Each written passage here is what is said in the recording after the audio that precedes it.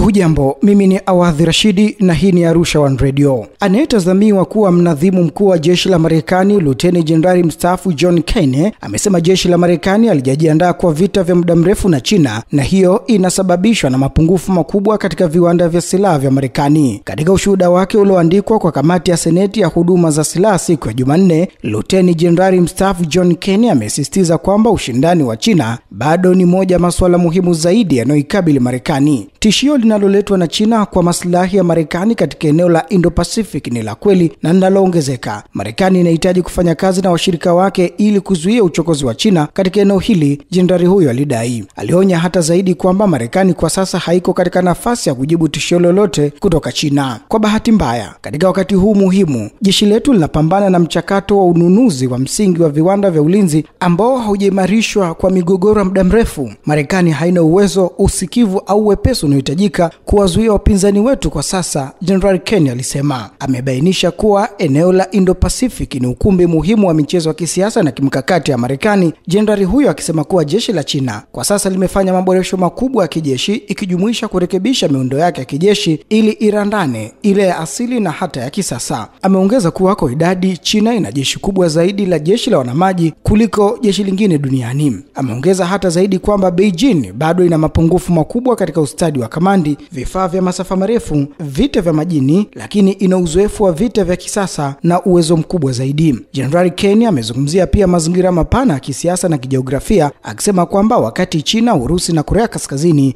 zikishirikiana katika kiwango fulani, lakini bado nchi hizo hazifanyi kazi kama kambi ya pamoja na wala hazielekei kuunda muungano wa kijeshi kama ule wa NATO. Marekani na China ziko katika mzozo kuhusu masuala kadhaa, huku mvutano ukiwa mkubwa zaidi kuhusu kisiwa kinachojitawala cha Taiwan. Kiongozi wa China Xi Jinping amesema ingawa Beijing ingependelea kuunganishwa tena kwa amani na kile inachokiona kuwa mkoa uliojitenga wa Taiwan, lakini haijakatazwa kutumia nguvu za kijeshi kufanikisha hilo. Beijing imeishutumu Washington kwa kuhangaika na kukandamiza Uchina, ikionya kwamba hilo litaiumiza tu Marekani. Na wakati hayo akijiri, tuelekee huko nchini Ujerumani ambapo jarida la Politico limeripoti kuwa serikali mpya inayokuja nchini Ujerumani inapanga kuchukua nafasi kubwa zaidi katika kufanya maamuzi ya Umoja wa Ulaya, ikiwa ni pamoja na kuadhibu mataifa ambayo yanapinga sera ya kigeni ya umoja huo. Kulingana na jarida hilo, rasimu wa makubaliano ya muungano huo inailenga Hungary ambayo imekaidi maamuzi ya Umoja wa Ulaya kuhusu masuala kadhaa kama vile mzozo wa Ukraine na vikwazo dhidi ya Urusi. Ujerumani inatazamiwa kuwa na serikali mpya mseto itakayoundwa na vyama vya Christian Democratic Union CDU, Christian Social Union CSU na Social Democratic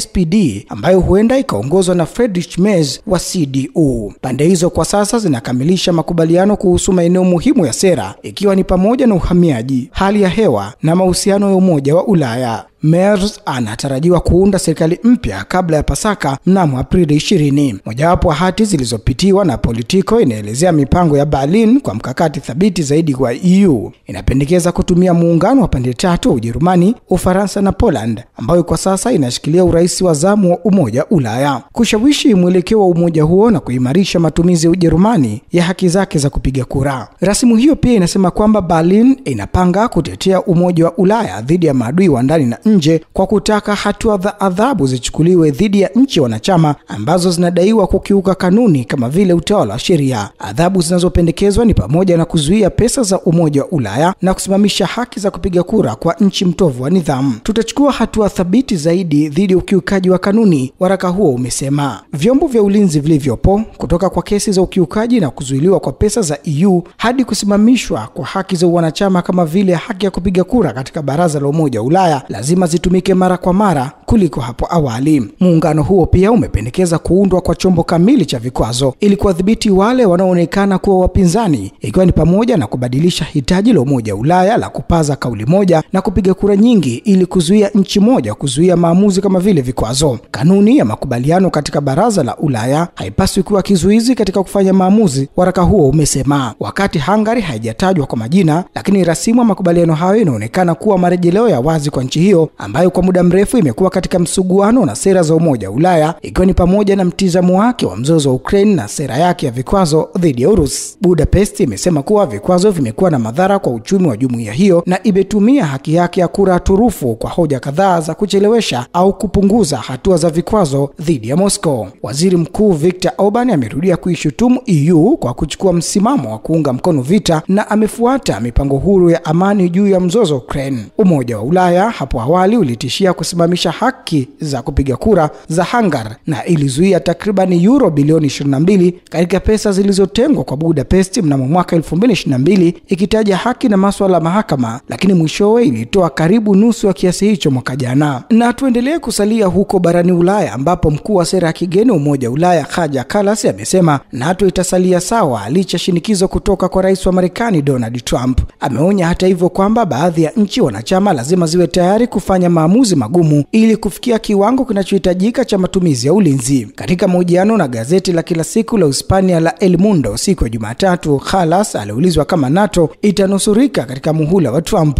Nina hakika itanusurika kwa kuwa ni muungano wenye nguvu ulio hai na mzuri, Kallas alijibu, akiongeza kuwa mataifa wanachama yamejitolea kutumia angalau 2% ya pato la taifa katika ulinzi kufikia mwaka 2024, lakini kizingiti hicho bado hakijafikiwa na nchi nyingi hadi leo mwaka 2025. Ninasikia matatizo ambayo baadhi ya nchi yanakuwa nazo, lakini pia nadhani ni uongo kujiondoa katika hali hii bila kufanya maamuzi magumu na siopendeza, alisema, akitoa mfano wa muda wake kama waziri mkuu Estonia ambapo nchi hiyo ilipandisha kodi. Akishinikizwa kwa nini EU haipendekezi ruzuku ya moja kwa moja kwa wale walio nyuma katika matumizi ya ulinzi, Kallas alisema kuwa umoja huo lazima ulinganishe maslahi ya nchi zenye madeni makubwa na zile zinazochangia zaidi katika bajeti ya EU. Ili kukabiliana na hilo, EU imeanzisha hatua za usaidizi katika sheria za fedha ili kuzipa nchi wanachama nafasi zaidi ya kufanya kazi ambayo inaweza kuzipa nchi chaguzi kadhaa za kuongeza matumizi. Kallas alisema tangu muhula wake wa kwanza madarakani, Rais Donald Trump amekuwa akiwasukuma wanachama wa NATO wa Ulaya kuchangia zaidi katika NATO. Wakati wanachama kambi hiyo walikubali kufikia kiwango cha 2% mwezi wa Februari, Rais wa Marekani alipendekeza kuwa wanachama wa NATO wanapaswa kuzingatia kutumia kiasi cha 5% wa pato la taifa kwa ulinzi. Mwezi uliopita alionya ikiwa hawatalipa hata walinda. Katibu mkuu wa NATO Mark Rutte amesema Trump alikuwa sahihi kuwataka wanachama wa NATO kuongeza matumizi ya ulinzi. Viongozi wa NATO wamesisitiza kuwa kuongezeka kwa matumizi ya kijeshi kunalenga kuizuia Urusi wakati wa mzozo wa Ukraine. Baadhi ya maafisa wamependekeza kuwa Moscow inaweza kuanzisha mashambulizi kamili dhidi ya kambi hiyo inayoongozwa na Marekani ndani ya miaka michache. Rais wa Urusi Vladimir Putin hata hivyo amepuuzilia mbali uvumi huo kuwa ni upuuzi, akisema kuwa Moscow haina nia ya kufanya hivyo. Wakati hayo wakijiri, maafisa wa Marekani wamewaambia washirika wake wa Ulaya kwamba Marekani inatarajia waendelee kununua silaha za Marekani huku kukiwa na mipango Umoja wa Ulaya kupunguza ushiriki wa watengenezaji silaha kwa Marekani katika zabuni zake. Shirika la habari la Reuters limeripoti likinukuu vyanzo vyake yenyewe. Mamlaka ya Umoja wa Ulaya kwa kuzuia ununuzi wa aina fulani za silaha kutoka Marekani wanataka kuchochea maendeleo ya sekta yao ya ulinzi, shirika hilo limebainisha.